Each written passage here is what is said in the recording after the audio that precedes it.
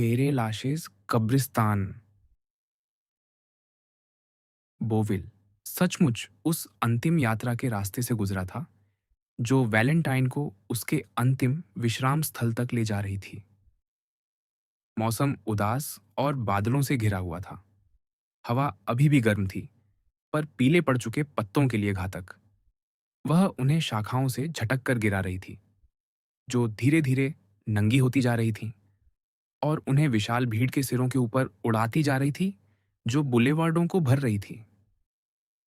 विल्फोर, जो पूर्णतः पेरिसवासी था, पेरे लाशेस कब्रिस्तान को ही एकमात्र ऐसा स्थान मानता था जो किसी पेरिसी परिवार के मृत अवशेषों को ग्रहण करने के योग्य हो।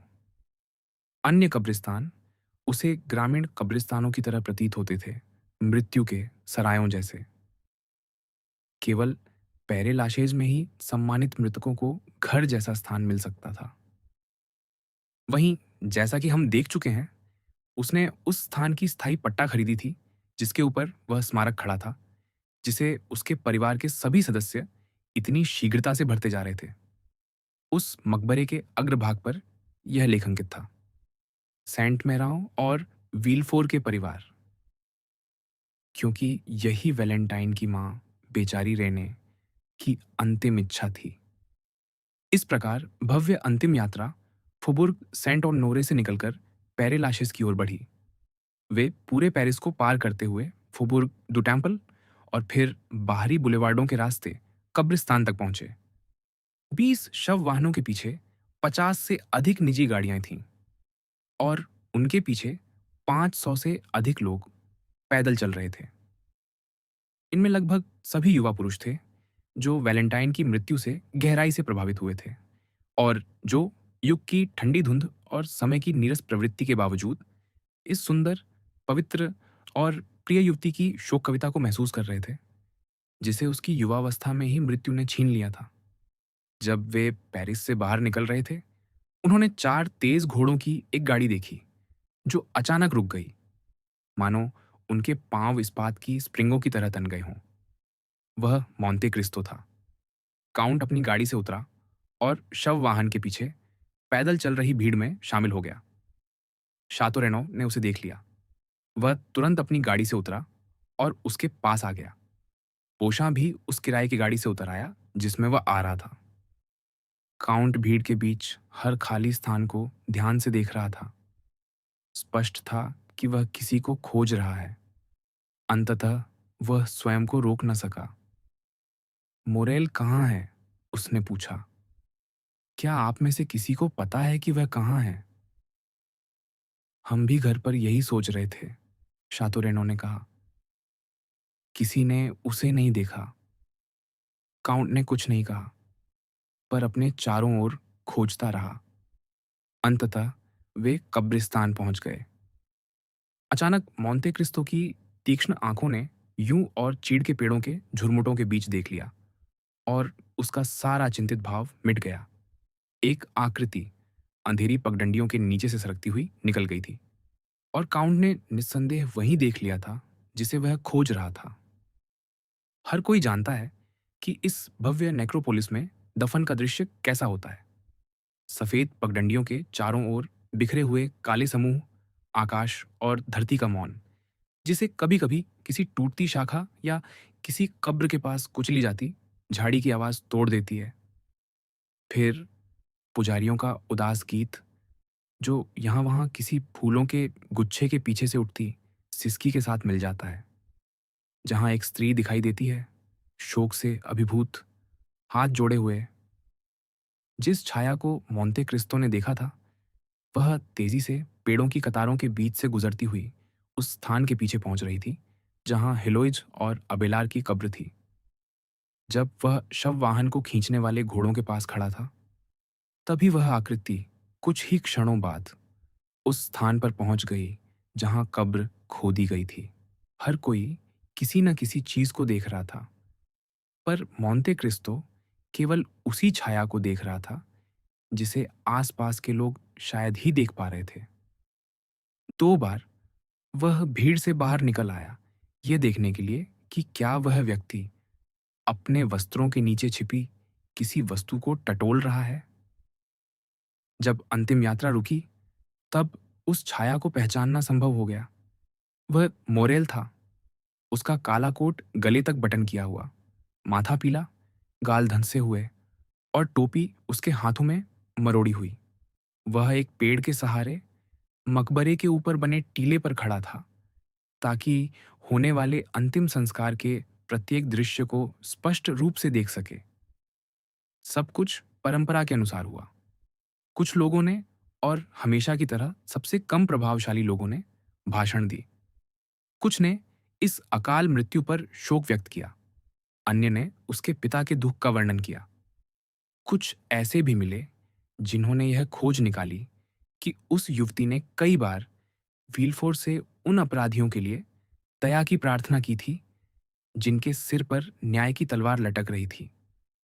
अंततः मालहेरब द्वारा दुपेरिये के लिए लिखी गई पंक्तियों पर हर प्रकार की अलंकारपूर्ण उपमा और जटिल वाक्य विन्यास का प्रयोग करते हुए भाषण दिए गए। मोंते क्रिस्तो ने न कुछ सुना न कुछ देखा, या यूं कहिए कि उसने कुछ नहीं देखा सिवाय मोरेल के, जिसकी शांत निश्चलता उस व्यक्ति के लिए भयावह थी जो अकेला ही उस युवा अधिकारी के हृदय की गहराइयों में चल रहे तूफान को पढ़ सकता था। देखो, अचानक बोशा ने देब्रे से कहा, वहां मोरेल है। वह आखिर वहां जाकर क्यों खड़ा हो गया है? और उन्होंने उसे शातो रेनौ को दिखाया। वह कितना पीला लग रहा है, शातो रेनौ ने सिहरते हुए कहा। उसे ठंड लग रही है, देब्रे ने कहा। नहीं, शातो रेनौ ने धीरे से कहा। मुझे लगता है यह भावुकता है। मैक्सिमिलियन बहुत संवेदनशील व्यक्ति है। बकवास, देब्रे ने उत्तर दिया। वह मुश्किल से वैलेंटाइन को जानता था। तुमने स्वयं कहा था। ये सच है, लेकिन मुझे याद है कि मोरसेफ के घर के नृत्य समारोह में उसने उसके साथ 3 बार नृत्य किया था। तुम जानते हो, वही समारोह जहां तुमने बड़ा प्रभाव डाला था। नहीं, मुझे नहीं पता, मोंते क्रिस्तो ने उत्तर दिया, यह जाने बिना कि वह किससे या किस विषय पर बोल रहा है, क्योंकि उसका पूरा ध्यान मोरेल पर था, जिसके गाल ऐसे हिल रहे थे जैसे कोई व्यक्ति सांस रोक रहा हो या हाँफ रहा हो। भाषण समाप्त हो गए। विदा, महाशयो, काउंट ने अचानक कहा, और वह अचानक गायब हो गया, मानो प्रस्थान का संकेत दे रहा हो। यद्यपि किसी को पता नहीं चला कि वह कहाँ गया। अंतिम संस्कार का दृश्य समाप्त होने पर भीड़ वापस पेरिस की ओर लौटने लगी।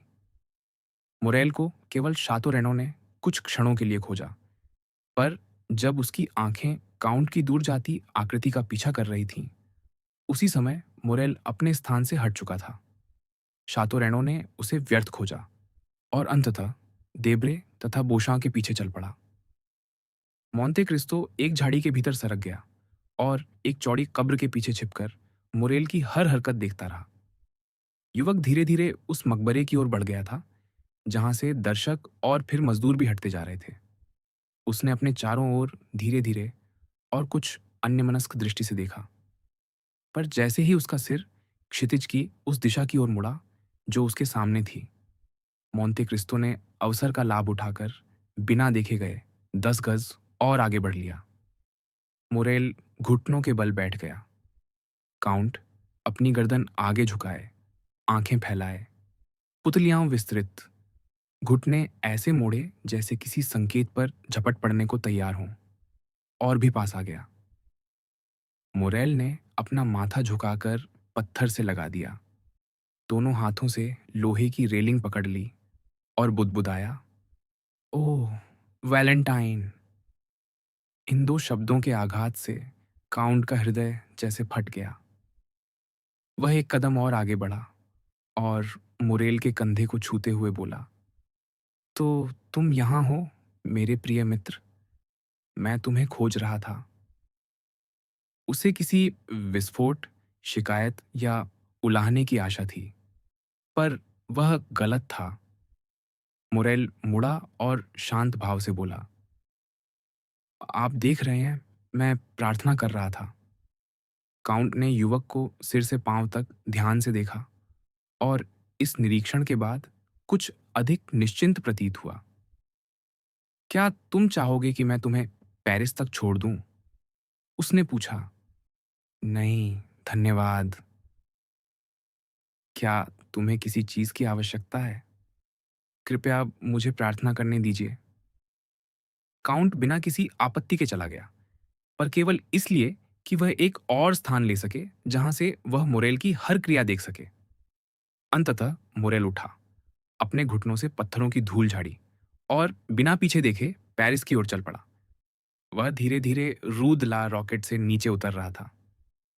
काउंट ने अपनी गाड़ी, जो कब्रिस्तान में प्रतीक्षा कर रही थी, आगे भेज दी और स्वयं उससे लगभग 100 गज पीछे चलता रहा। मैक्सिमिलियन नहर पार करके बुलेवार्डों के रास्ते रूद मेस्ले लौट आया। उसके पीछे दरवाजा बंद हुए 5 मिनट भी न बीते थे कि वह फिर खुला, मोंते क्रिस्तो के प्रवेश के लिए। जूली बगीचे के प्रवेश पर खड़ी थी। वह पूरी तरह पेनलोन को देख रही थी, जो अपने माली के पेशे को अत्यंत गंभीरता से लेते हुए बंगाल के गुलाबों की कल में लगा रहा था। आह, मोंते क्रिस्तो! उसने उसी प्रसन्नता से कहा जो इस घर के सभी सदस्य काउंट के आने पर प्रकट करते थे। मैक्सिमिलियन अभी घर आया है, मेरा ख्याल है? काउंट ने पूछा। हाँ, मुझे लगता है मैंने उसे जाते हुए देखा, युवती ने कहा। पर कृपया इमानुएल को बुला लीजिए। नहीं, क्षमा कीजिए, मोंते क्रिस्तो ने उत्तर दिया। मुझे तुरंत मैक्सिमिलियन के पास जाना होगा। मुझे उससे अत्यंत महत्वपूर्ण बात कहनी है। तो जाइए, उसने कहा और अपनी मधुर मुस्कान के साथ उसे सीढ़ियों पर चढ़ते हुए देखती रही। मोंते क्रिस्तो शीघ्र ही भूतल और मैक्सिमिलियन के कमरे के बीच की 2 मंजिलें चढ़ गया। ऊपर पहुंचकर वह सुनने के लिए रुक गया। कोई आवाज नहीं थी, जैसा कि प्रायः उन पुराने घरों में होता है जहां केवल एक स्वामी रहता है। ऊपर की मंजिल केवल कांच के दरवाजे से अलग की गई थी। बाहर की ओर कोई चाबी नहीं थी। मैक्सिमिलियन ने स्वयं को भीतर बंद कर लिया था, पर लाल रेशमी पर्दे के कारण भीतर देखना असंभव था। काउंट की चिंता उसके चेहरे पर लालिमा के रूप में प्रकट हुई। इस निर्विकार व्यक्ति में यह अत्यंत असामान्य संकेत था। मैं क्या करूं? उसने बुदबुदाया और कुछ क्षण सोचा। क्या घंटी बजाऊं? नहीं, नहीं, घंटी की आवाज अर्थात किसी आगंतुक का संकेत अक्सर मैक्सिमिलियन जैसी स्थिति में किसी व्यक्ति के निर्णय को और शीघ्र कर देती है। और फिर घंटी के बाद एक दूसरी आवाज आती है। वह सिर से पांव तक कांप उठा। फिर, क्योंकि वह ऐसा व्यक्ति था जिसके निर्णय बिजली की गति से होते थे, उसने अपनी कोहनी से दरवाजे के कांच की एक पट्टी तोड़ दी। कांच टूट गया। उसने पर्दा उठाया और देखा कि मोरेल अपनी मेज के सामने खड़ा है, हाथ में कलम लिए, और टूटे कांच की आवाज पर अब भी अभी उछलकर खड़ा हुआ है। कुछ नहीं, काउंट बोला। हजार बार क्षमा मेरे प्रिय मित्र। मैं फिसल गया और मेरी कोहनी आपके कांच के दरवाजे से टकरा गई। पर अब जब यह टूट ही गया है, तो मैं इसका लाभ उठाकर भीतर आ ही जाता हूं। कृपया कष्ट न करें। और टूटी हुई पट्टी से हाथ डालकर उसने दरवाजा खोल दिया। मुरेल उठा, स्पष्टतः खिन्न, और मोंते क्रिस्तो के पास आया, अभिवादन करने से अधिक उसका रास्ता रोकने के लिए। मुझे कहना पड़ेगा, यह आपके नौकरों की गलती है, मोंते क्रिस्तो ने अपनी कोहनी मलते हुए कहा। यहाँ की फर्श तो आईने की तरह चमकती है। क्या आपको चोट लगी है? मुरेल ने ठंडे स्वर में पूछा। मुझे नहीं मालूम। आप वहां क्या कर रहे थे? लिख रहे थे? मैं क्या कर रहा था? आपकी उंगलियां स्याही से सनी हुई हैं। यह सच है, मुरेल ने उत्तर दिया। मैं लिख रहा था। कभी कभी ऐसा हो जाता है, यद्यपि मैं सैनिक हूं। मोंते क्रिस्तो, कमरे में कुछ कदम भीतर बढ़ गया।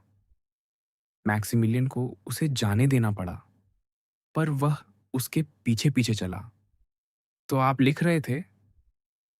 मोंते क्रिस्तो ने कठोर दृष्टि से देखते हुए कहा।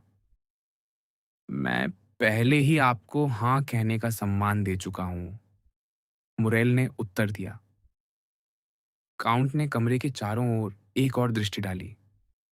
और आपकी पिस्तौलें लेखन मेज के पास रखी हैं, उसने मेज पर पड़े हथियारों की ओर संकेत करते हुए कहा। मैं यात्रा पर जा रहा हूं, मैक्सिमिलियन ने उत्तर दिया।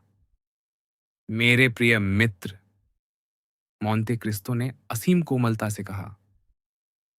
महोदय, मेरे मित्र, मेरे प्रिय मैक्सिमिलियन, मैं आपसे प्रार्थना करता हूं, कोई अपरिवर्तनीय कार्य मत कीजिए। अपरिवर्तनीय? मुरेल ने कंधे उचकाते हुए कहा।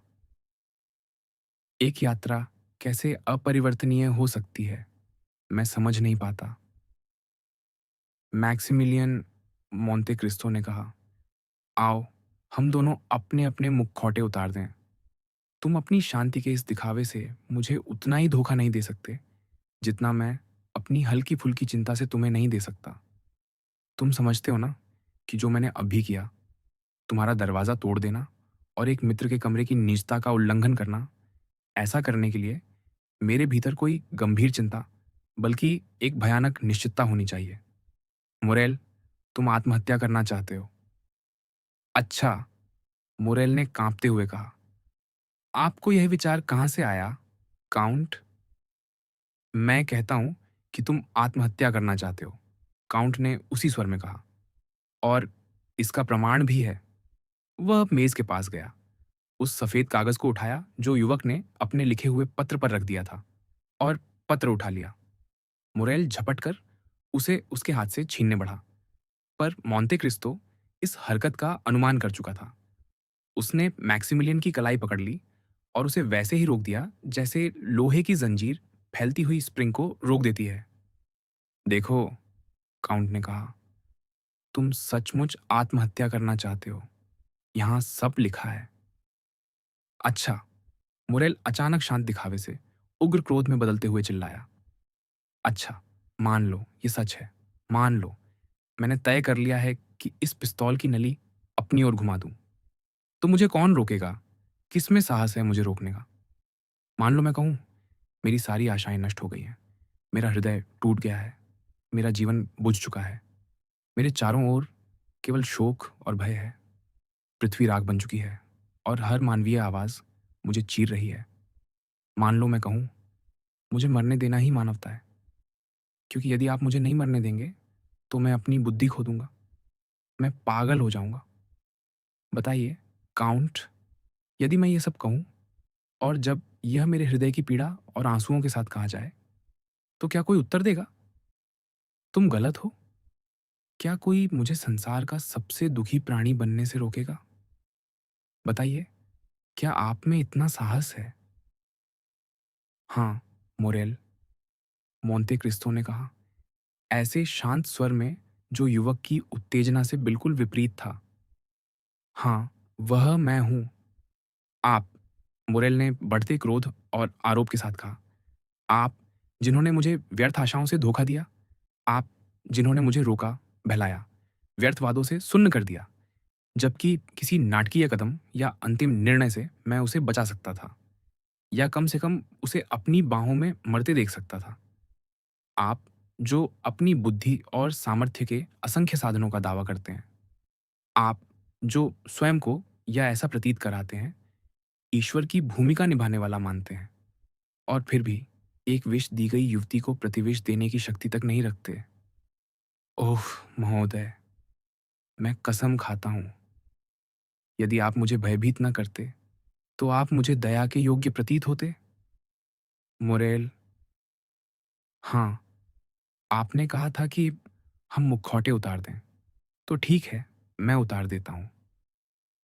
हाँ, जब आप कब्रिस्तान तक मेरे पीछे आए, तब भी मैंने दयालुता के कारण आपको उत्तर दिया। जब आप यहाँ आए, तब भी मैंने आपको आने दिया। पर अब, जब आप मेरी भलमनसाहत का लाभ उठाकर मुझे यही चुनौती दे रहे हैं, इस कमरे में जहां मैं अपनी कब्र की तरह छिपाया था। जब आप मुझे नया कष्ट दे रहे हैं, जबकि मैं समझता था कि मैं हर प्रकार का कष्ट सह चुका हूं। काउंट मोंटे क्रिस्टो, मेरे कथित उपकारी, काउंट मोंटे क्रिस्टो, संसार के उद्धारक, तो संतुष्ट हो जाइए। आप अपने मित्र की मृत्यु के साक्षी बनेंगे। और पागल सी हंसी के साथ मुरेल फिर से पिस्तौल की ओर झपटा। मोंते क्रिस्तो भूत की तरह पीला, पर आंखों में बिजली सी चमक ली। हथियारों पर हाथ रखकर बोला, मैं फिर कहता हूं, तुम आत्महत्या नहीं करोगे। मुझे रोक कर दिखाइए, मोरेल ने कहा, अंतिम बार झपटते हुए। पर पहले की तरह ही उसकी कोशिश काउंट की इस्पाती भुजा से टकराकर निष्फल हो गई। मैं तुम्हें रोकूंगा। पर आप हैं कौन जो स्वतंत्र और बुद्धिमान मनुष्यों पर ऐसा अत्याचार करने का साहस करते हैं? मैं कौन हूं? मोंते क्रिस्तो ने दोहराया। मैं बताता हूं। फिर उसने कहा, मैं संसार का एकमात्र व्यक्ति हूं जिसे यह कहने का अधिकार है। मोरेल, मैं नहीं चाहता कि तुम्हारे पिता का पुत्र आज मरे। मोंते क्रिस्तो राजसी, परिवर्तित, महान, बाहें बांधे कांपते युवक की ओर बढ़ा। उस व्यक्ति की लगभग दैवीय उपस्थिति से अभिभूत होकर मैक्सिमिलियन स्वयं को रोक न सका और एक कदम पीछे हट गया। आप मेरे पिता का नाम क्यों ले रहे हैं? वह हकलाया। मेरे साथ जो हो रहा है उसमें मेरे पिता की स्मृति को क्यों लाते हैं? क्योंकि मैं वही व्यक्ति हूं जिसने एक दिन तुम्हारे पिता का जीवन बचाया था, जब वह भी तुम्हारी तरह आत्महत्या करना चाहते थे। क्योंकि मैं वही हूं जिसने तुम्हारी बहन को वह बटुआ भेजा था और पुराने मोरेल को फराव जहाज लौटाया था। क्योंकि मैं वही हूं, पीती थी, एदमो दांतेस, जिसने तुम्हें बचपन में अपनी गोद में खिलाया था। मोरेल फिर पीछे हट गया, डगमगाता हुआ, हाँफता हुआ, वाणीहीन, स्तब्ध। फिर उसकी सारी चेतना जैसे नष्ट हो गई और वह मोंते क्रिस्तो के पैरों पर गिर पड़ा। पर उसी क्षण, उसी अचानकता से उसकी अद्भुत प्रकृति में मानो नई शक्ति का प्रवाह हो गया।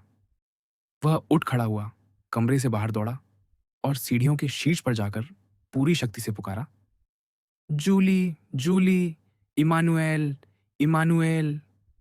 मोंते क्रिस्तो भी उसके पीछे जाने लगा, पर मैक्सिमिलियन ने दरवाजे के पल्लों को इस तरह पकड़ लिया कि वह उन्हें छोड़ने की अपेक्षा मरना अधिक उचित समझता।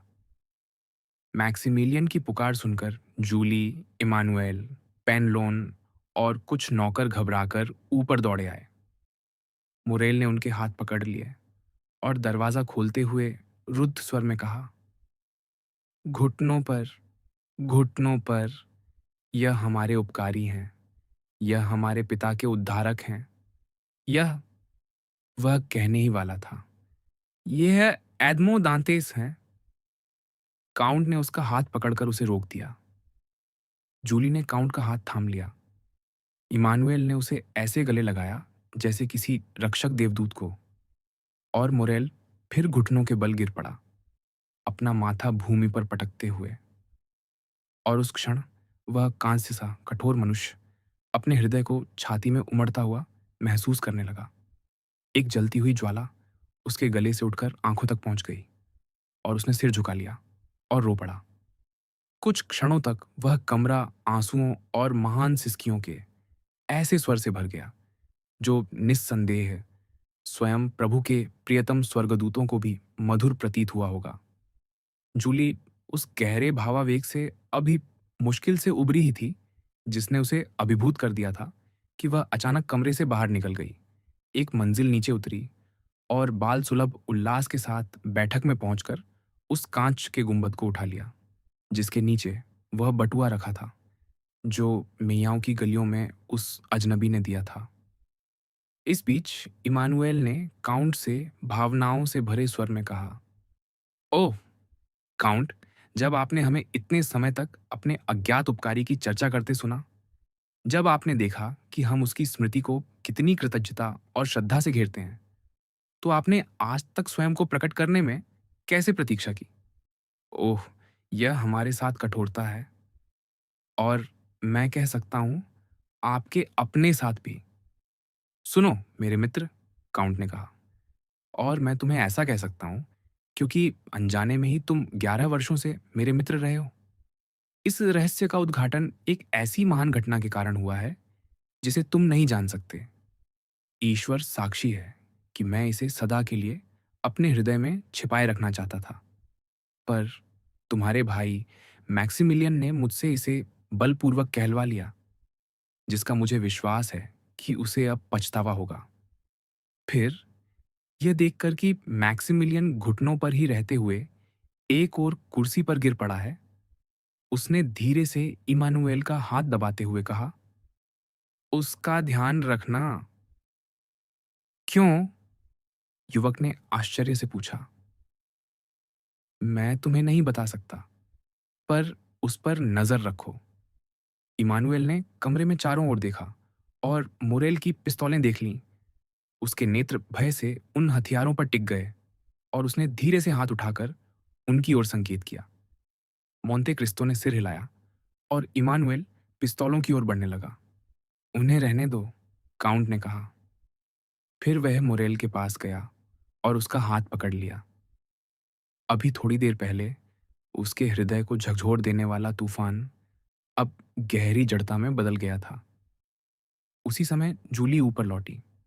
उसके हाथों में वह रेशमी बटुआ था और उसकी गालों पर दो चमकते प्रसन्न आंसू ऐसे बह रहे थे, जैसे प्रातःकाल की ओस की दो बूंदें। यह रहा वह स्मृति चिह्न, उसने कहा। यह मत समझिए कि अब जब हमारे उद्धारक का नाम झात हो गया है, तब यह मेरे लिए कम प्रिय हो गया है। मेरी बच्ची, मोंते क्रिस्तो ने लज्जित होकर कहा, मुझे वह बटुआ लौटा दो। अब जब तुम मेरे चेहरे को जानती हो, मैं नहीं चाहता कि तुम्हें मेरी याद किसी वस्तु से हो, सिवाय उस स्नेह के जो मैं तुमसे मांगता हूँ। ओह नहीं, जूली ने कहा, बटुए को अपने हृदय से लगाते हुए। नहीं, कृपया नहीं, क्योंकि एक दिन आप हमें छोड़ सकते हैं। क्योंकि एक दिन, हाय, आप हमें छोड़ ही देंगे, है ना? तुम ठीक कहती हो महोदया, मोंते क्रिस्तो ने मुस्कुराकर उत्तर दिया। एक सप्ताह के भीतर मैं इस देश को छोड़ दूंगा, उस देश को जहां इतने लोग जो स्वर्गीय न्याय के योग्य थे, सुख से जी रहे थे, जबकि मेरा पिता भूख और दुहक से मर रहा था। जब वह अपने आसन्न प्रस्थान की बात कह रहा था, मोंते क्रिस्तो की आंखें मोरेल पर टिकी थीं। उसने देखा कि मैं इस देश को छोड़ दूंगा। शब्दों का उस युवक पर कोई प्रभाव नहीं पड़ा। वह अपनी जड़ता से तनिक भी बाहर नहीं आया। काउंट समझ गया कि उसे अपने मित्र के दुख से एक और संघर्ष करना होगा। उसने जूली और इमानुएल के हाथ अपने हाथों में लेकर पिता की कोमल अधिकारपूर्ण आवाज में कहा, मेरे प्रिय मित्रों, कृपया मुझे मैक्सिमिलियन के साथ अकेला छोड़ दीजिए। जूली के लिए यह बहाना पर्याप्त था कि वह उस प्रिय स्मृति चिन्ह को साथ ले जाए, जिसका उल्लेख काउंट ने फिर नहीं किया था। उसने अपने पति को साथ खींचते हुए कहा, चलो, उन्हें अकेला छोड़ दें। अब काउंट और मुरेल अकेले रह गए। मुरेल उतना ही निश्चल जितनी कोई मूर्ति। तो बताओ, काउंट ने अपनी उष्ण हथेली से उसके कंधे को छूते हुए कहा, क्या तुम फिर से मनुष्य बन रहे हो, मैक्सिमिलियन? हाँ, मुरेल ने उत्तर दिया, क्योंकि मैं फिर से पीड़ा अनुभव करने लगा हूं। काउंट ने भौहें सिकोड़ लीं, मानो किसी गंभीर द्वंद्व में पड़ गया हो। मैक्सिमिलियन, मैक्सिमिलियन, उसने कहा, जो विचार तुम्हें घेर रहे हैं, वे एक ईसाई के योग्य नहीं हैं। चिंता मत कीजिए, मेरे मित्र, मुरेल ने अनंत दुख से भरी मुस्कान के साथ ऊपर देखते हुए कहा, मैं अब मृत्यु की खोज नहीं करूंगा। तो अब न हथियार, न निराशा, नहीं, क्योंकि मेरे पास अपने दुःख का उपचार करने के लिए बंदूक की नली या छुरी की धार से भी बेहतर एक वस्तु है। तुम बेचारे पागल मनुष्य, क्या है वह? मेरा दुःख स्वयं वही मुझे मार डालेगा। मेरे मित्र, मोंटे क्रिस्तो ने उसी उदासी से कहा जो उसके सामने बैठे युवक के स्वर में थी। मेरी बात सुनो।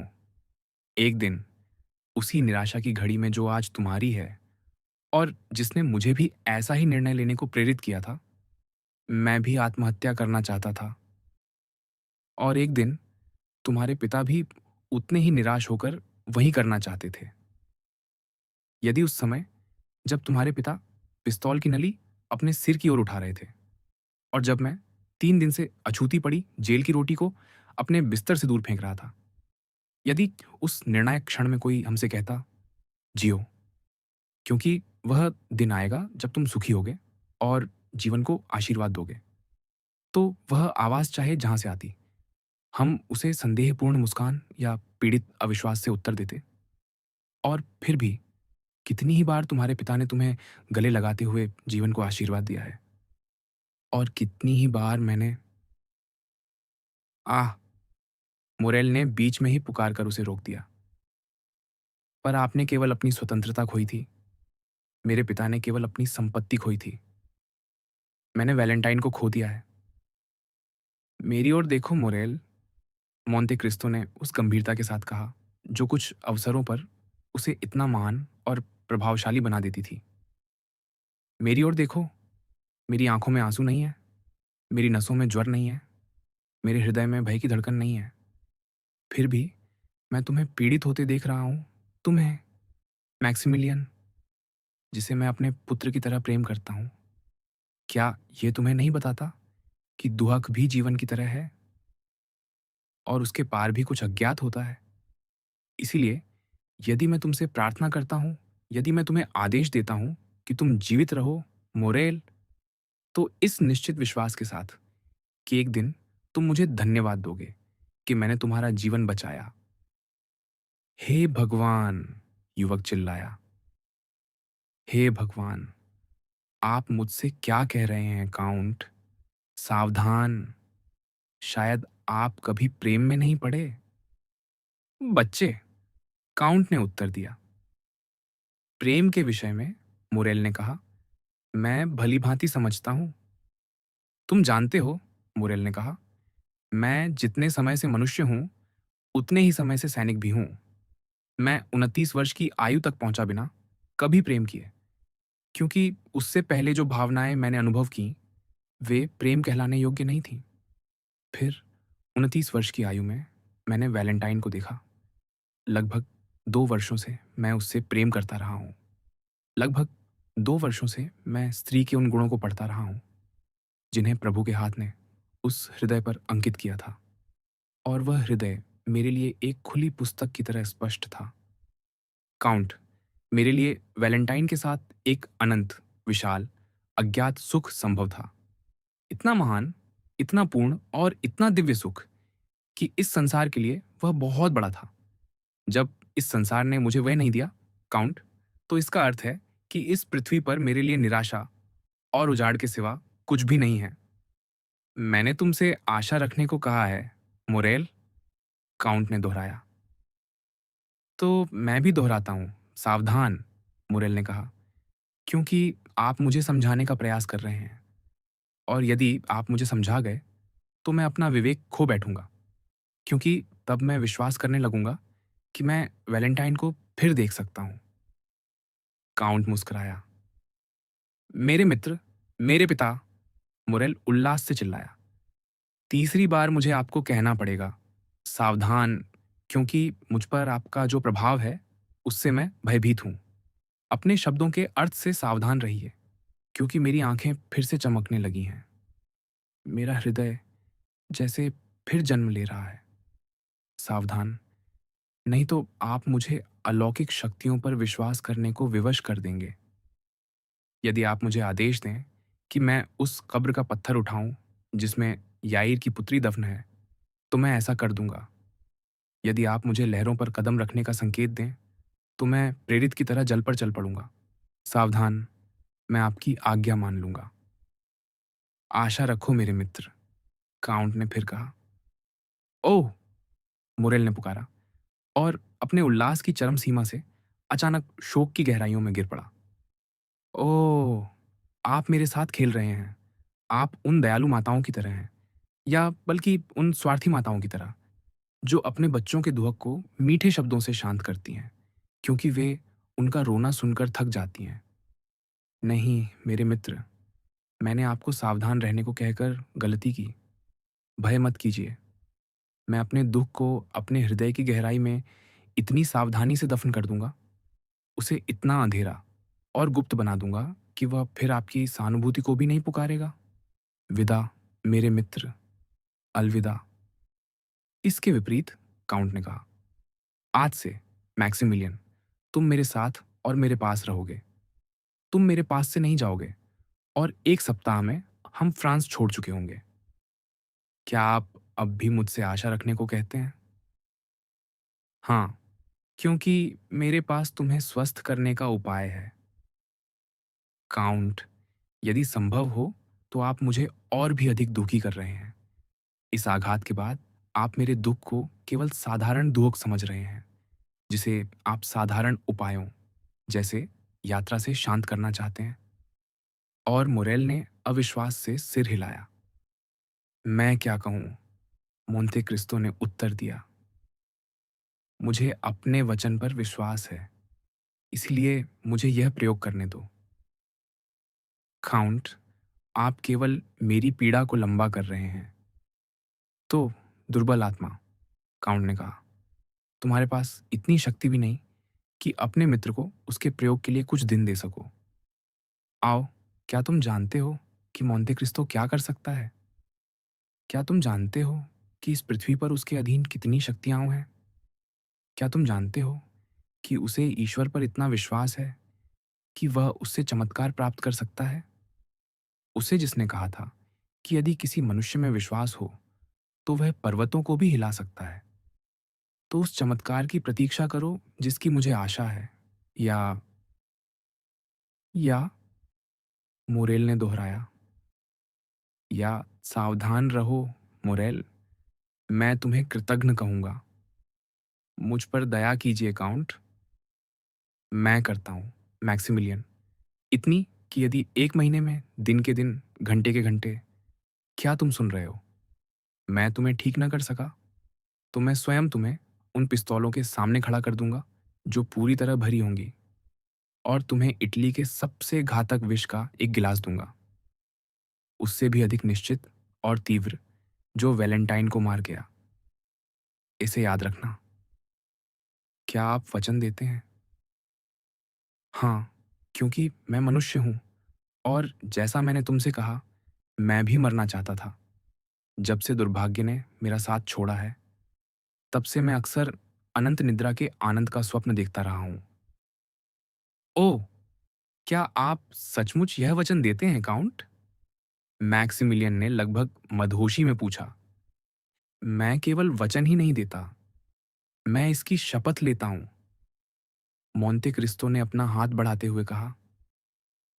1 महीने में अपने सम्मान की शपथ पर, यदि मुझे सांत्वना न मिली, तो आप मुझे अपना जीवन समाप्त करने की स्वतंत्रता देंगे, और चाहे मैं जो करूं, आप मुझे कृतघ्न नहीं कहेंगे?